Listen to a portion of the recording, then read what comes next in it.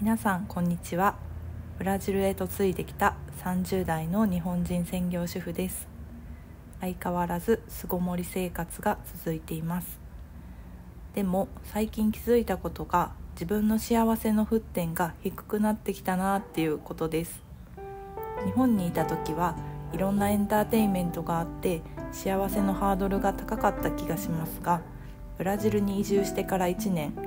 生活がとてもシンプルになりすぎて、ただ青い空をぼーっと眺めるだけで結構幸せを感じる今日この頃です。そんなわけで今回はここ数週間であった地味な幸せ5選をシェアしたいと思います。このチャンネルでは毎週土曜日に地球の裏側ブラジルからリアルな移住生活を配信しています。よかったらチャンネル登録していただいて、こんな生活もあるんだなと見てもらえたら嬉しいです。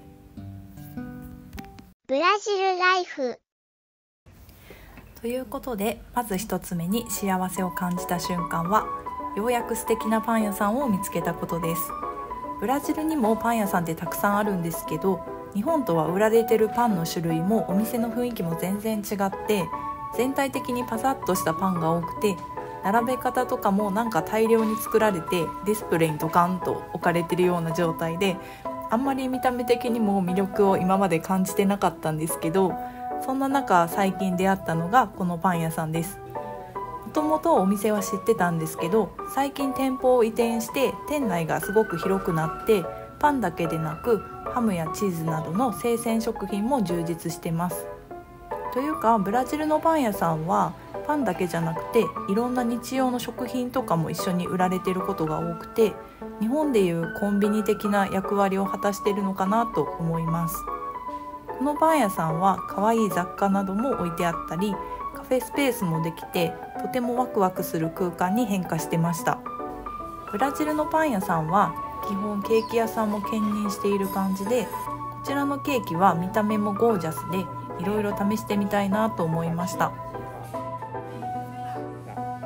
And I wonder if this one is same as that there? Essa daqui é o mesmo sabor da pompa de chocolate, não, né? Essa daqui e essa aqui. 今回はエクレアっぽいものを購入しました。シュー生地がとても食べ応えがあって、中のクリームはお酒が効いていて大人のスイーツでとても美味しかったです。1年かけて全部のスイーツを制覇したいと思います。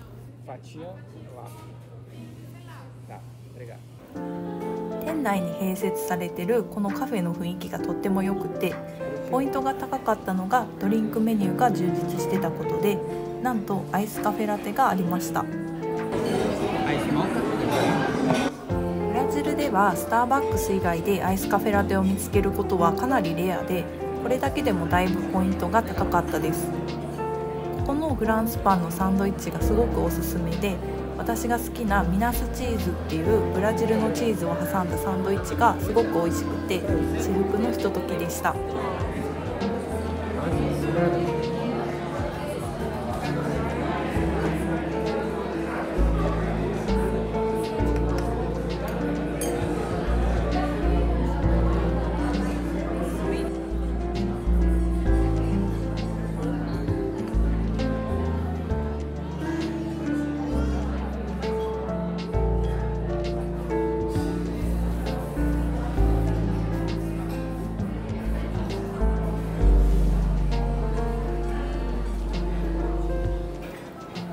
毎日朝早くから営業してるんで、モーニングを楽しむこともできます。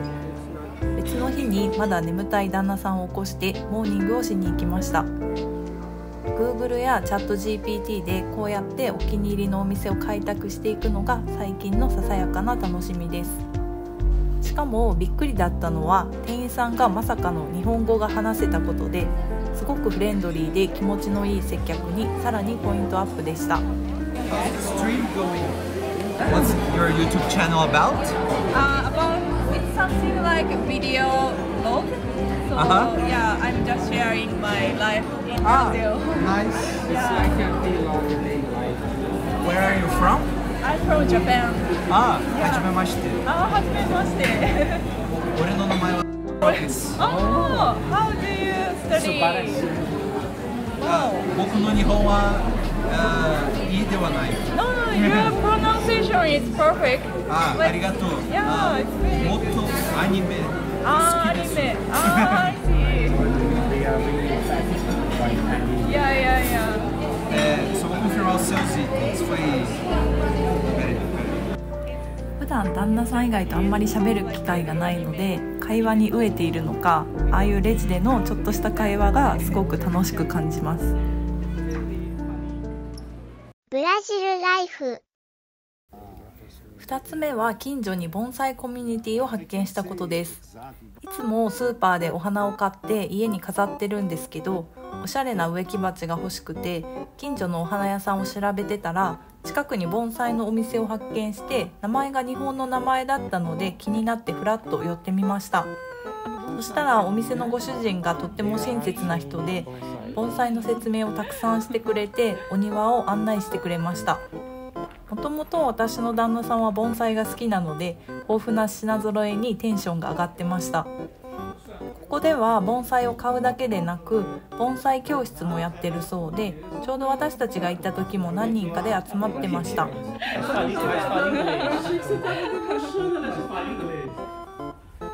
私はですね。Wow. Quando eu morava no Japão, fazia Buradiro cara que mais tá, né? Mas agora aqui é Buradiro cara, né? Oh, good. I'm surprised. 日本で盆栽っていうとどうしても某アニメのおじいちゃんたちが真っ先に出てきてしまって、盆栽イコールおじいちゃんの趣味っていうイメージが強いんですけど、ブラジルでは日本の盆栽って世代に関係なく人気で、この時も若い女性やまだ学生の男の子も来ていました。I'm really curious about this. ありがとうございます。ブラジルではスーパーにも盆栽が並んでいることが多くて、日本のスーパーでもそんなの売ってないのにまさかの盆栽の人気ぶりにびっくりしています。でも盆栽ってよく見るとあの小さい鉢の中にミニチュアの木が生えてて奥が深いというか素敵な世界観だなと思います。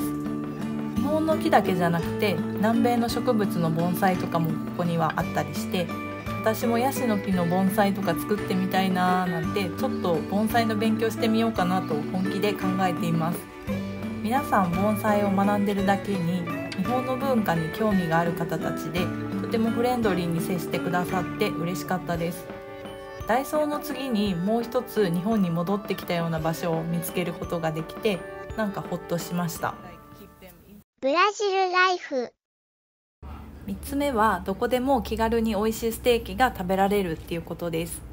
皆さんもご存知の通りブラジルといえば大きな肉の塊を焼いて食べるシュラスコが有名なんですけど、もっと手軽に食べられるものとしてエスペチーニョっていうものがあります。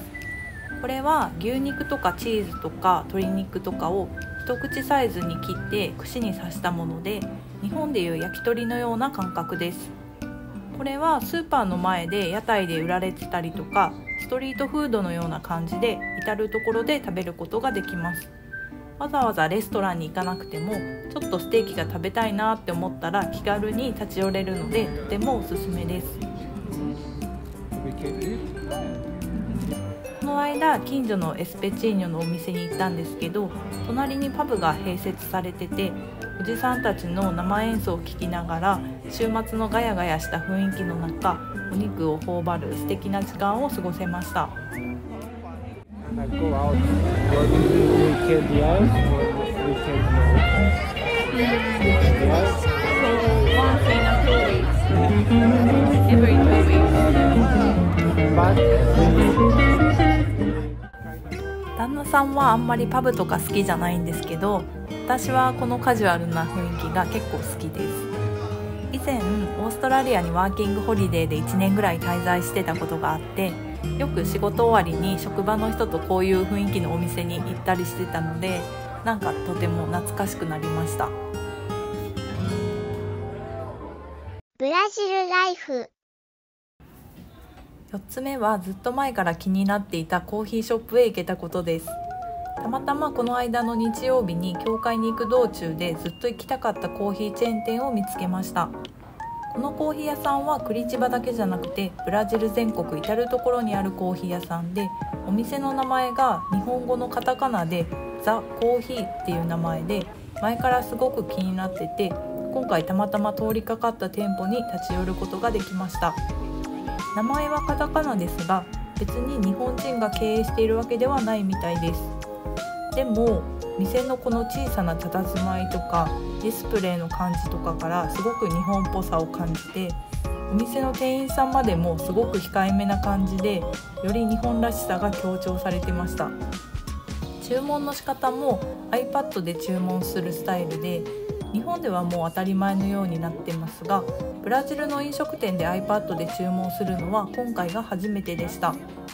でもこのお店はすごく小さくて、店員さんがめちゃくちゃ至近距離にいるのに何も会話せずに iPad で注文するっていう少しシュールな感じでした。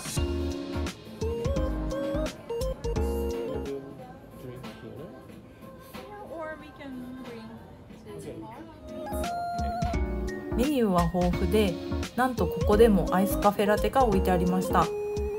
もしかしたら最近ブラジルでアイスカフェラテって増えてきてるのかもしれません。さらになんと抹茶ラテもありました。これはかなりレアすぎて、最初コーヒーを頼むつもりだったんですけど、迷わず抹茶ラテに変更しました。ブラジルだからきっと甘めに作ってあるんだろうなって思いきや、飲んでみると全く甘くなくて、逆にちょっとシロップが欲しいぐらいでした。この日本っぽいパッケージとかディスプレイの感じがすごく懐かしくて泣きそうになりました。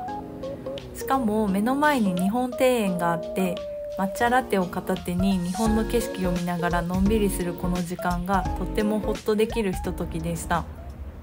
街中なんですけど、不思議なことにこの公園だけはすごく静かで、めちゃくちゃ落ち着く空間です。どうやら2015年に秋篠宮ご夫妻がここを訪問されたそうです。庭園の中にある建物ではお土産が売られてたり、平日には日本語教室とか折り紙教室もしているそうです。予定外の日本との遭遇に心の躍るひとときでした。ブラジルライフ。最後5つ目は夜の植物園です。ここはクリチバ市の有名な観光スポットの一つである植物園で、そのシンボルでもあるこの独特な形をした温室はロンドンのクリスタルパレスをモデルに作られたそうです。その目の前には幾何学のフランス式の庭園が広がっています。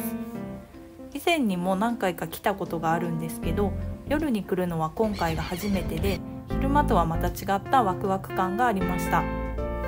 夜は7時半まで空いてるそうなんですけど、日が沈むと結構真っ暗で植物が何も見えなくなってしまったので、もう少しライトを増やしたらいいのになとか思ってしまいました。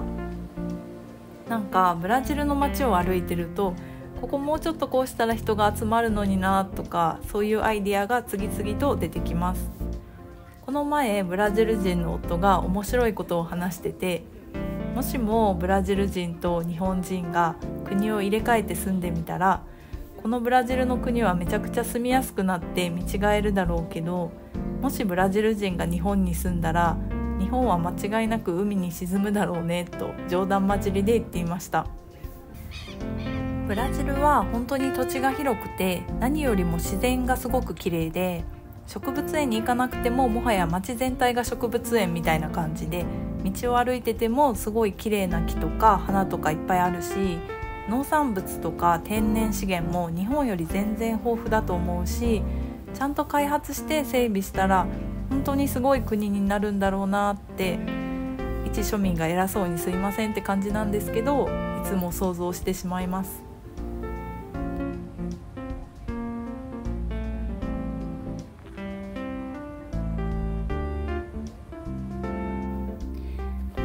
そんなわけで今回は最近幸せを感じた瞬間のお話でした。皆さんは最近どんな瞬間に幸せを感じたでしょうか。ブラジルにお住まいの方は他にもこんな楽しみ方があるよとか、こんなおすすめスポットがあるよなど、どしどしコメント欄で教えていただけたら嬉しいです。今回の動画楽しんでいただけた方は、いいねボタンを押していただけると励みになります。それではまた来週の土曜日にお会いしましょう。